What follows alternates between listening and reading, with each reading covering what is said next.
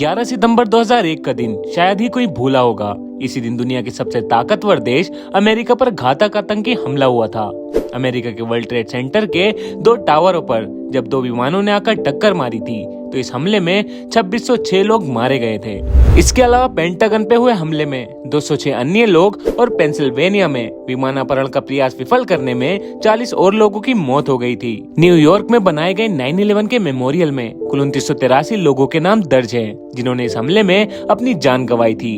एक मशहूर किताब the only plane in the sky the oral history of 9/11 में केरेटन क्राफ्ट लिखते हैं, 9/11 में हुए हमलों में 3000 से अधिक बच्चों ने अपने माता पिता को खो दिया था।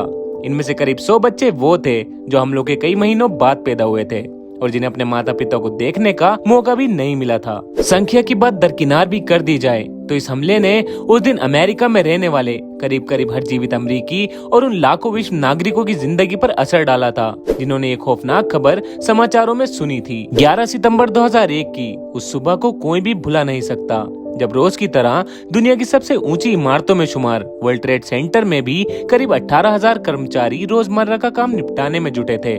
लेकिन सुबह 8:46 पर कुछ ऐसा हुआ कि अब तक सामान्य सी मालूम पड़ रही ये सुबह खौफनाक उठी।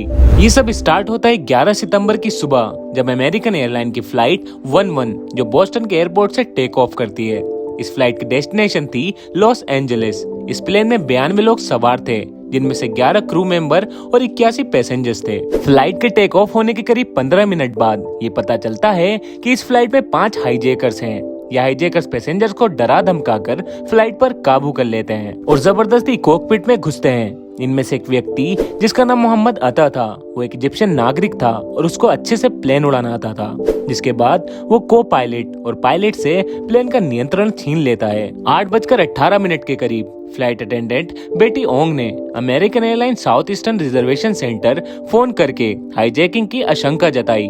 उन्होंने बताया कि वो विमान के पीछे जंप सीट पर बैठकर ये फोन कर रही हैं और उन्हें कॉकपिट से उनके संदेश का कोई भी जवाब नहीं आ रहा है। 8:26 पर विमान अचानक से 100 डिग्री का कोण बनाते हुए न्यूयॉर्क शहर की तरफ रुख करता है और फिर कुछ ही समय में वो प्लेन वर्ल्ड ट्रेड सेंटर में क्रैश कर दिया जाता है। वर्ल्ड ट्रेड सेंटर उस वक्त अमेरिका की बहुत ही फेमस बिल्डिंग थी और एक समय में ये दुनिया की सबसे ऊंची इमारत हुआ करती थी और अमेरिका की शान थी। वो प्लेन वर्ल्ड ट्रेड सेंटर के नॉर्थ टावर में हाईजैक करने के बाद क्रैश कर दिया जाता है। ये क्रैश सुबह के 8:46 पर होता है।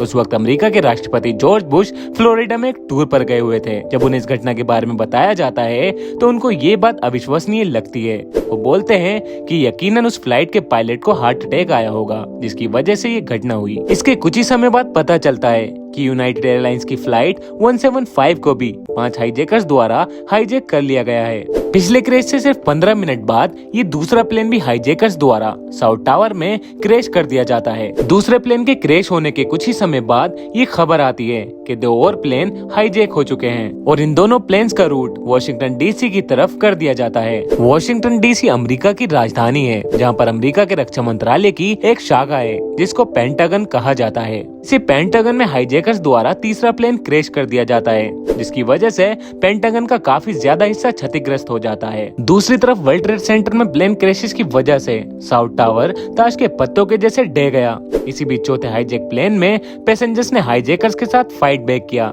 जिसकी वजह से ये प्लेन पेंसिल्वेनिया के एक फार्म में क्रैश हो गया। 10:28 पर वर्ल्ड ट्रेड सेंटर का नॉर्थ टावर भी गिर जाता है। इस खौफनाक आतंकी हमले में 2996 लोगों की जान चली गई थी, जिनमें से 400 पुलिस अफसर और फायर फाइटर्स भी शामिल थे। मरने वालों में 57 देशों के लोग शामिल थे। पूरी इमारत करीब 2 घंटे में मलबे में तब्दील हो गई थी। मारे गए लोगों में केवल 291 शव ऐसे थे जिनकी ठीक से पहचान की जा सकी थी। इस हमले के बाद भारतीय व्यापारियों ने हजारों टन मलबे को करीब 23 करोड़ रुपए में खरीद लिया। इस दर्दनाक हमले के पीछे अलकायदा प्रमुख ओसामा बिन लादेन का हाथ था। फिर अमेरिका ने बदले की कार्रवाई करते हुए 2 मई 2011 को पाकिस्तान के एबटाबाद में ओसामा को मार गिराया था। हालांकि इसमें पूरे 10 साल लगे। वर्ल्ड ट्रेड सेंटर की ध्वस्त इमारतों की जगह ग्राउंड जीरो पर बनी नई इमारत 104 मंजिल की है। ये इमारत न्यूयॉर्क या मैनहट्टन ही नहीं बल्कि अमेरिका की सबसे ऊंची इमारतों में शुमार है। इसका नाम 1 वर्ल्ड ट्रेड सेंटर दिया गया है। इस गगनचुंबी इमारत को फिर से बनाने में 8 साल लगे थे। तो दोस्तों ये थी 9/11 की पूरी कहानी। मैं उम्मीद करता हूँ आपको ये वीडियो जरूर पसंद आई होगी। अगर वीडियो पसंद आई है तो इसको लाइक और कमेंट्स करके जरूर बताएं और आगे ऐसे नई वीडियोस के लिए आप हमारे चैनल को सब्सक्राइब भी कर सकते हैं।